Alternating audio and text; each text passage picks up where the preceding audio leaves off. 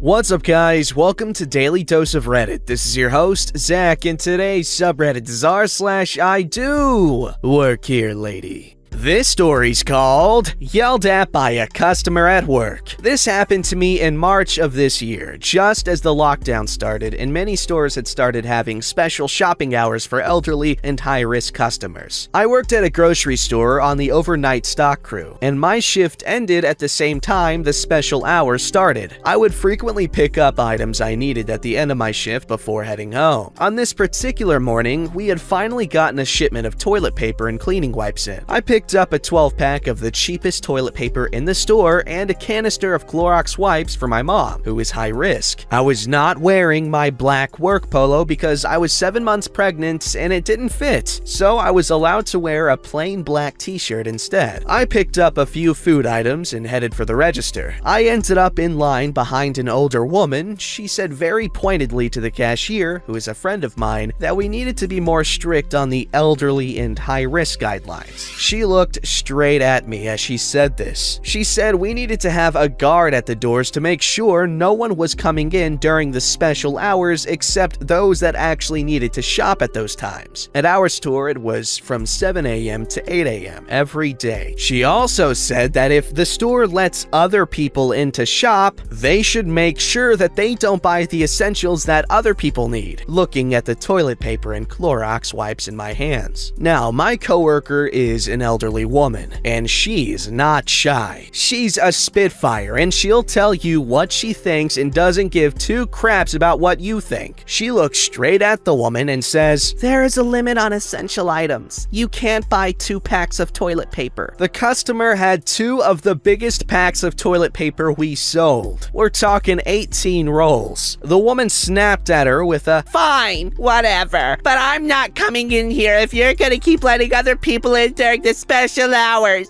I want to speak to a manager." Bet you didn't see that coming.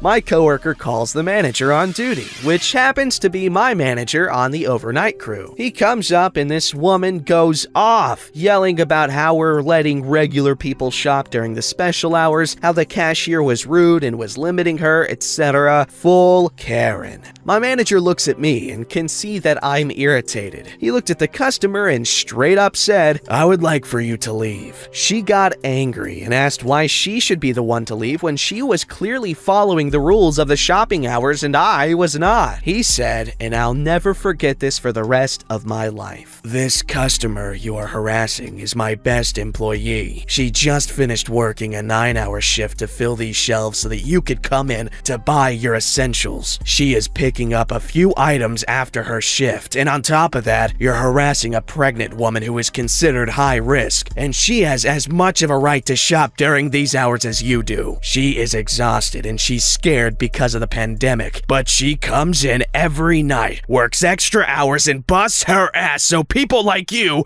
can come in and talk down to her. You can leave now, and you're welcome to stay out." And he walked away. She tried to stammer an apology at me and asked about my baby, when I was due, what I was having, etc. when the loss prevention guy showed up to escort her out. I ignored her and picked up one of her packs of toilet paper instead of the 12-pack I had grabbed. I checked out my items and was on my way out when loss prevention took her picture and made notes that she was banned from the store for 30 days for harassing an employee. Sorry for the long post. That's funny.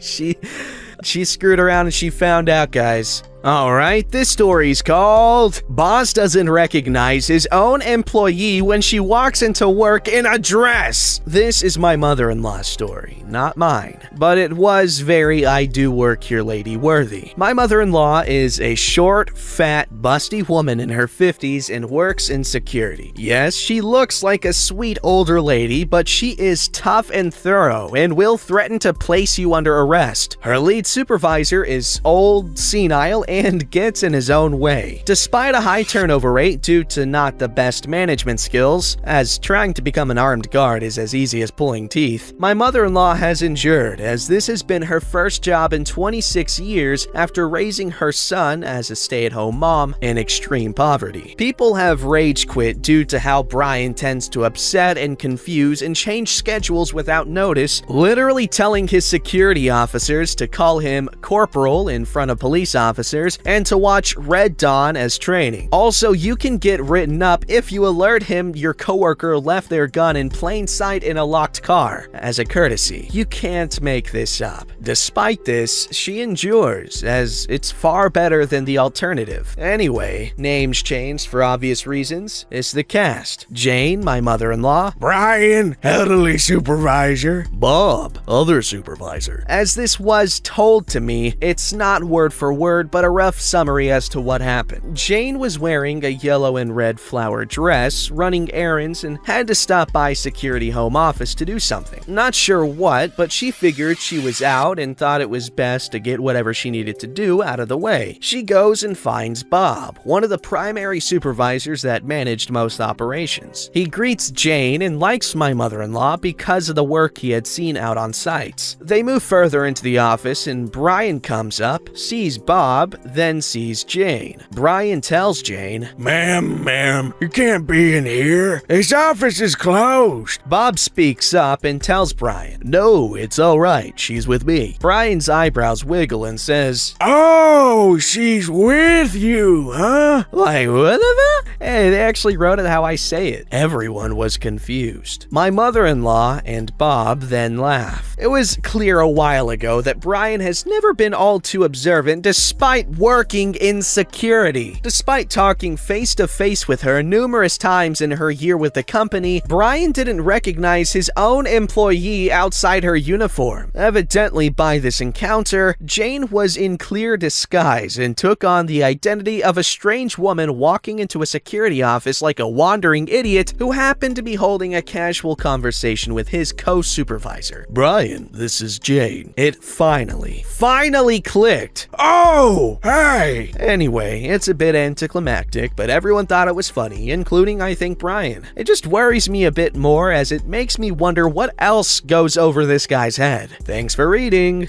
You know what? That just says something, you know? A mother-in-law cleans up nice, right?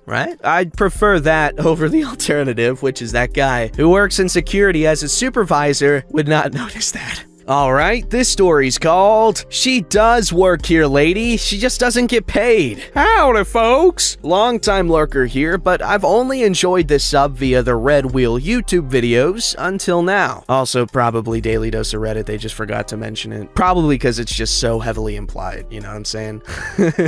While it's not the typical retail horror story, I thought you might enjoy it here anyway. I'm a retired veteran and have been for more than 20 years, making this story just about 3 decades old. Usual disclaimers for the passage of time and my failing memory, but I'll do my best. Here's the cast. Impatience Karen, a cranky military spouse, records lady, a sweet older woman who worked in the office part-time, and me. That's me, OP. Sorry if this setup gets too long. I'm in civilian government service these days, but back then, I was a technical sergeant in the healthcare administration field. I had been assigned to the base hospital's outpatient records office as the non-commissioned officer in charge not long before these events transpired, and we were short-staffed due to Operations Desert Shield and Desert Storm. So we were busy. This was long before the days of electronic medical records. These were good old-fashioned colored folders, chock full of all your appointment notes and test results, all filed on shelves. Lots and lots of shelves.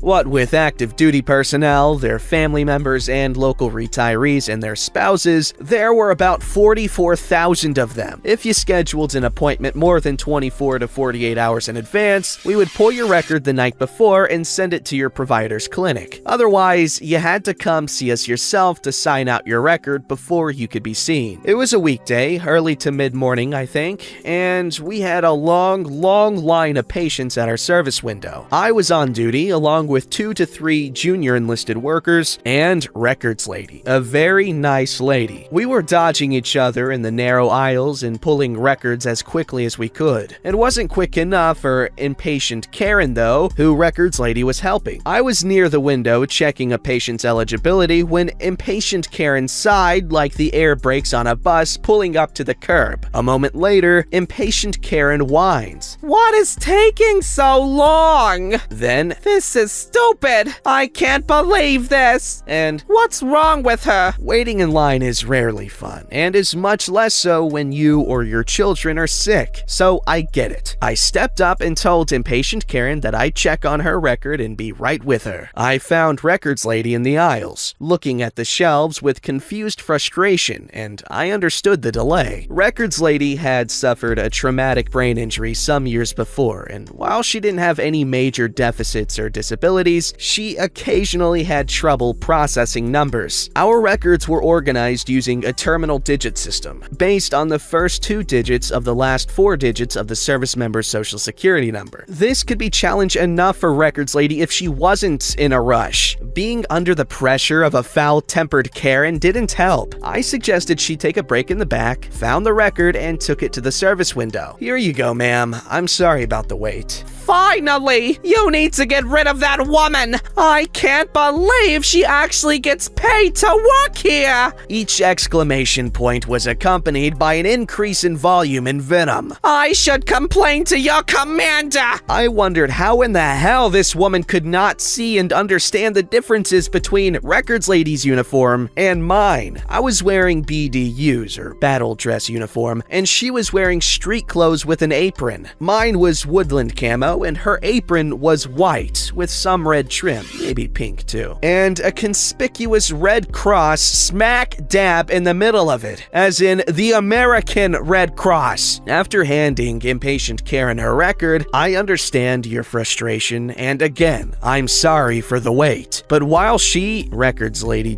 does work here, she's a Red Cross volunteer. She doesn't get paid for helping you. Not one dime. However, I'll forward your concerns to my commander, and I'll send a copy to your husband's commander as well, as a professional courtesy, of course. She went pale, realizing that she may have just gotten her husband into trouble. She drank her big steaming cup of silver and walked the walk of shame to her appointment without another word. Just as I promised, I wrote up the incident for my commander, who contacted impatient Karen's husband's commanding officer, clued in my first sergeant, and CC'd the hospital patient advocate just in case. Never heard anything further. Not long after that, I worked with the Red Cross coordinator to find Records Lady another volunteer position, one where she wouldn't be subjected to that kind of treatment, something that also better suited her talents. She was a really nice, generous lady, and I didn't want to see her volunteer efforts wasted thanks to some self-centered Karen's abusiveness. Note, as a general rule, military spouses are awesome, smart, strong, capable, and they hold the fort down on their own while their other half is deployed halfway around the world. But, as with any walk of life, there are bad apples. Entitled, pompous, demanding, and sometimes think they wear their spouse's rank. Shame walk, lady. Shame walk. Oh my god, it makes me so happy that, people will get in trouble if a military spouse tries to tout their spouse's rank to get something done, to intimidate someone or something. I really appreciate that fact, because situations like these sucks to suck. This story's called You're Paying for My Time. Just saying, this did not happen to me, but to my father. This story happened in the last century. I never got told when exactly. My father worked for a company, and he helped people who had trouble with their software, or at least something technical. I can't remember exactly. In East Germany, where this story takes place, it was common that when you worked with your customers, you'd wear formal clothes, or at least at my father's job. One day, one of their clients, a lawyer, had problems and called the company. He needed help quickly, but it was the worst time for cars or to take the bus, so my father offered to drive there because he had and still has a motorcycle. On this day, he was working without customer contact, so he wore rather informal clothes. When he arrived at the lawyer's workplace, he still wore his motorcycle jacket and held his helmet. He walked in, and before he could say a word, the lady who was the secretary told him to wait and that the boss was busy. My father is a very peaceful man with no intention to get into any kind of conflict, so he just waited for 20 minutes. Then he spoke up and said, "I really understand that your boss is busy, but I think I should inform you that I work for the company and you are paying me for my time, so I can absolutely wait. Every minute I sit here means more money for me." She then realized that this troubled-looking man was the technician and not a client. I wasn't there, but my father told me that the look on her face was priceless. He immediately got access to the computer and the lady even offered him tea. It happened years before I was born, but if I had a time machine, I would go to see this. That's a really nice story. What a kind guy your father is. But I'm just saying personally, I'm sure this has a lot of sentimental value for a memory that isn't even yours. But I think I would use a time machine for something much more significant, like the release date of Tenacious D, The Pick of Destiny. I could go back there and convince everyone to go watch it and buy as many tickets as I personally can so that it blows up in the box office and just the world is overall a better place. Who knows, we probably wouldn't even be in a pandemic right now had that movie done well. Don't ask me how I arrived to that conclusion, but a lot of thought went into it, and I can outline exactly why it would prevent it, but I choose not to for the sake of time. Alright, this story is called Entitled Mother is Really My Stepmom. Oh no, my butt fell off and slapped the ground. When I was around 19, I started my own business. Being a shop owner was cool for a while. Then a woman came in and said she needed a cake. For context, my shop is not a cake shop. Thinking she was confused, I told her the cake store is down the street. She said, "No, I know it's here." I insisted she was making a mistake and it's where I told you it was. Then she left in a huff and a puff. Sometime later, I received an angry call from my father saying that woman was his wife and she came in to take the cake for his birthday that I made him. I laughed so hard. There's my butt again. I fell off and slapped the ground because I got cake. Cake, but entitled mom doesn't. Alright, this story is called Employee Thinks I'm Only a Customer Who Wanted to Help. This is my first post on Reddit, so here we go. It's been a week since I started working at a big electronics store in the US as a sales specialist. I just finished my training and still didn't get the uniform. I went to my department and started walking around in the area. I saw another employee trying to move monitors and put them on shelves. I offered to help, I'm assuming. She reluctantly declined. I waited for about 10 seconds and asked her again. She finally realized that I was a new hire and I helped her stock all the products. That's funny. It's a simple story. I want to know her reaction though. Don't forget to like, subscribe, and hit that bell to never miss an episode.